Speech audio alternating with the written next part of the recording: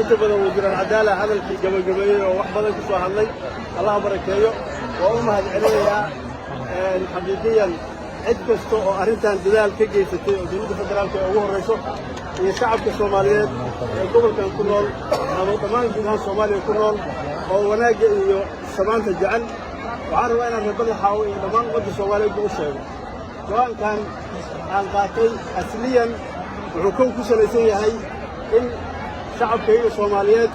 oo saddex arrimood iskugu darmatay oo Ilaahay laga magan galo oo ay kow tahay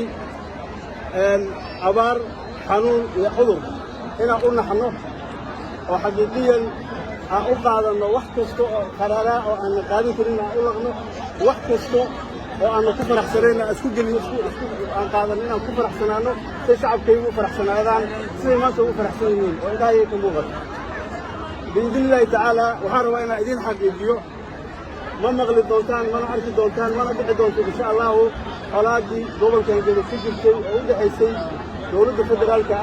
ودولة كجبلان فايل كاسوان سوي حرني وان دمار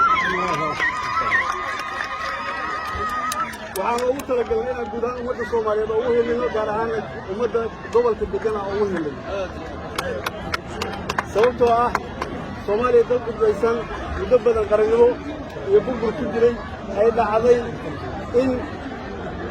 dawladdiisuna ay tahay hadda mid urdun ah oo tilaabo qaad ah oo u baahan in la wanaageeyo iyo horumarkeeda laga shaqeeyo ummadda Soomaaliyeed inta badan ay noqdeen oo madaxda dalka oo shirkii Socdaal arkayseen in ay dhacday in qofna qof isugu tanaasulin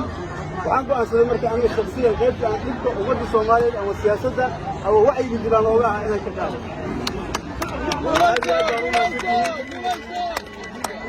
waxaan qaadanaynaa insha Allah Raxmaan shacabkayga waa shacab nabadeed gowrahan gobolkan dadka ku nool waa shacab reer Jubbaland waxaan qaadan doonaa Jubbaland aan lagu khilaafsan